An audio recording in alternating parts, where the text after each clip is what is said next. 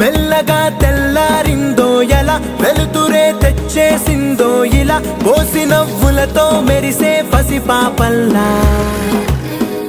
చేదతో బావులలో గలగల, చెరువులో బాతుల ఈతల కళ, చేదుగా ఉన్న వేపను నమిలే వేళ. చుట్ట పొగ మంచుల్లో, చుట్టాల పిలుపుల్లో, మాటలే కలిపేస్తూ మనసారా మమతల్ని పండించి అందించు హృదయంలో. చలిమంటలు